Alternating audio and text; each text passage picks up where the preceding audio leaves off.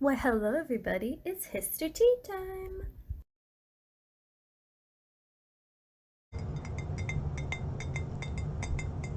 Welcome back to Histor-Tea time with your favorite historian, me, Miss Mullen. Yes, alrighty. So today we're going to talk about the Battle of Britain. Now the Battle of Britain is interesting because essentially after France surrenders, Britain is alone in taking down the Germans. And let me tell you, they are kind of an empire right now. They've annexed most of Central Europe, and Britain is by itself, sitting out as a little island, trying its best. So we're going to talk about essentially the whole battle and what it was. So Hitler was being told by his intelligence forces in the SS, also Goring, who is in charge of the Luftwaffe, that that Britain must be down to their last 200 men. There's no way that they're going to be able to hold out. Just let me use my air force and let me take them out once and for all. Now, during this time, Britain is scrambling to assemble anyone and everyone that they can so they can build up an actual air force to take down the Luftwaffe. Now, the Luftwaffe is the German Air Force. And they were insane. They were very, very powerful. They really did control the skies for a long time. So the goal for taking down the Air Force was to enable the Germans to conduct a seaborne invasion. Now, what's interesting is that Hitler really never wanted to invade Britain. He actually wanted to make peace with them. He actually greatly admired the British Empire, and his true plan was always to conquer the Soviet Union because of the communist that, that Stalin was.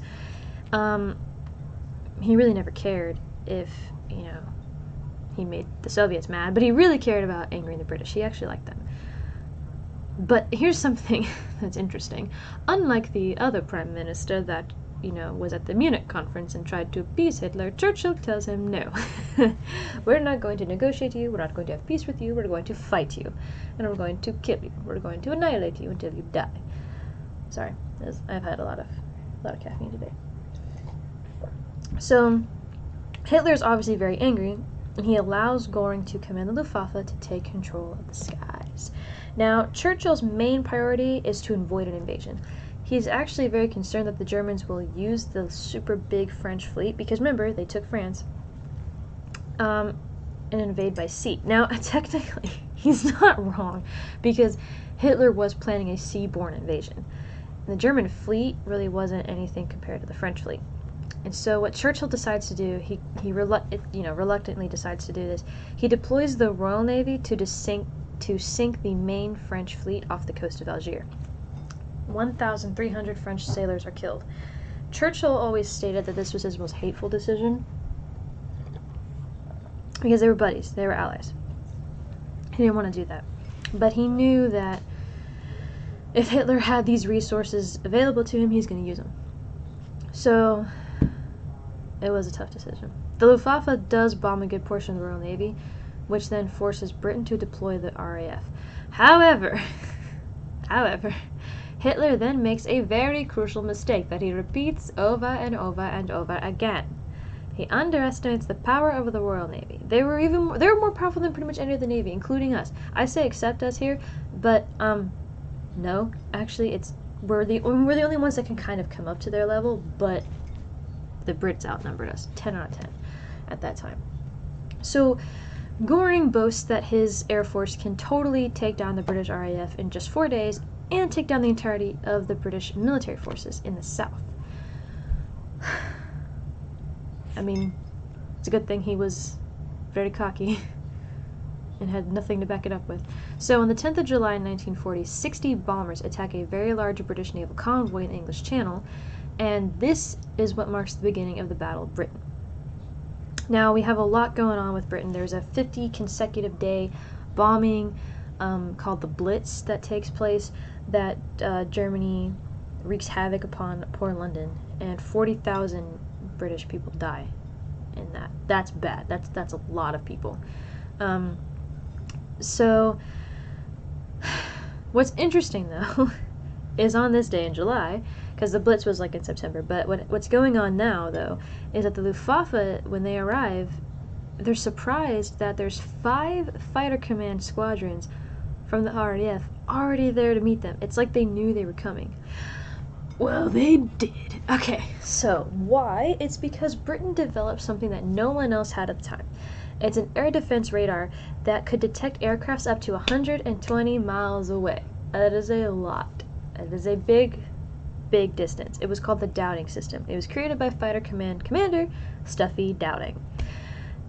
What happened is they lined the coast of pretty much like England all the way up through Scotland, and so it was designed for the fact that if Germans tried to obviously fly in, but then they also developed shorter towers, and they so that way if Germans tried to fly under the radar, they were still caught on radar because they had shorter radar towers.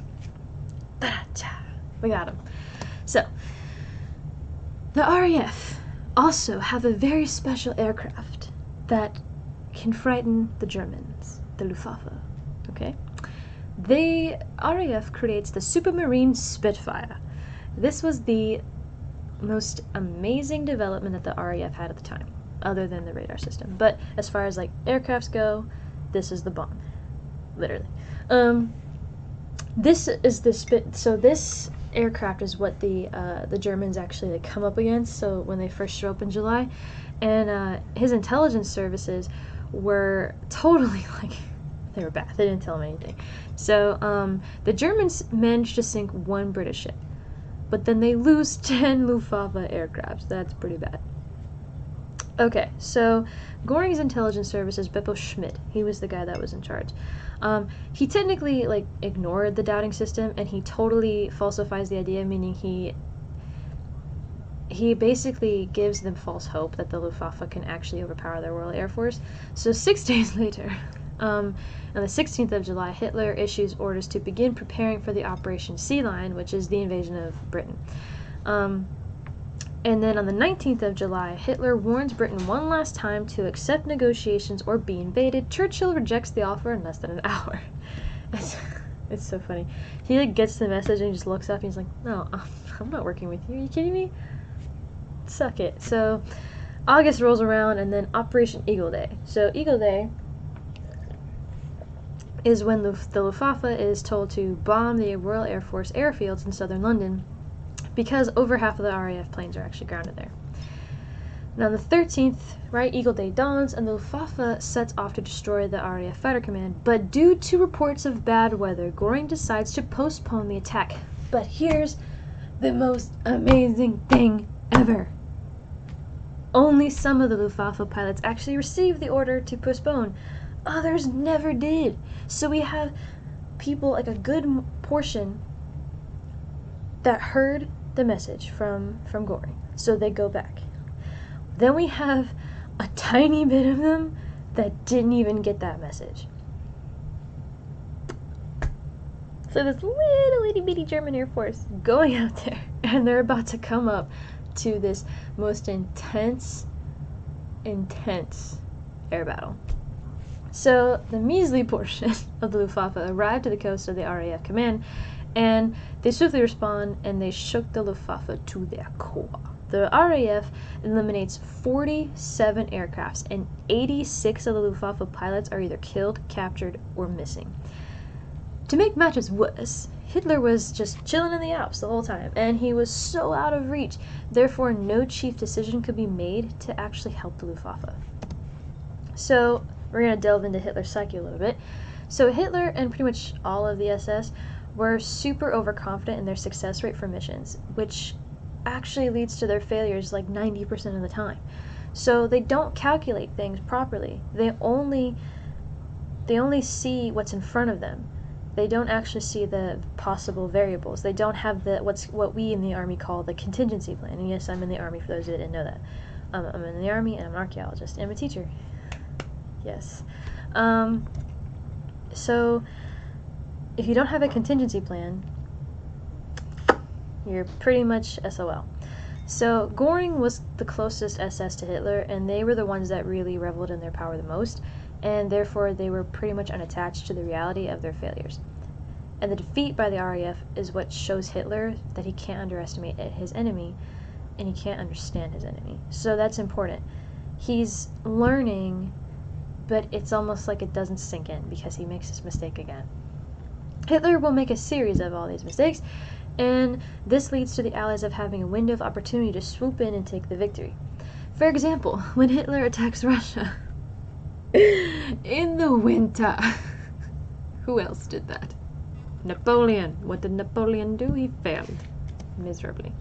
Okay, so this sets up for the Battle of Stalingrad. Now, the Battle of Stalingrad, like I said, talking about Russia in the winter. Okay, Stalingrad, Russia. What sets this up is that Hitler breaks the Soviet and Nazi non-aggression pact, and he starts invading Soviet Union, and then he spies this little territory called Stalingrad. It's a city that was named after Joseph Stalin, who is the dictator of Russia at this time.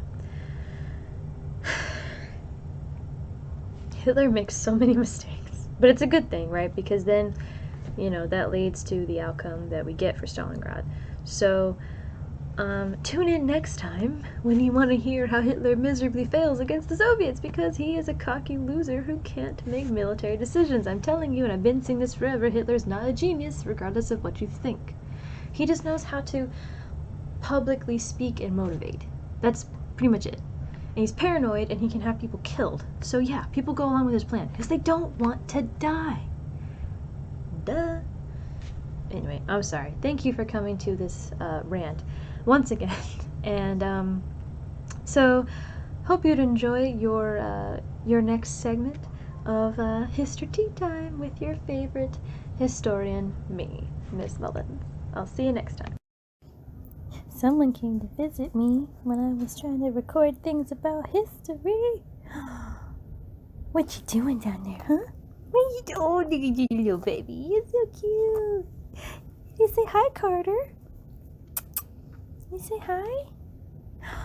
What a pretty girl.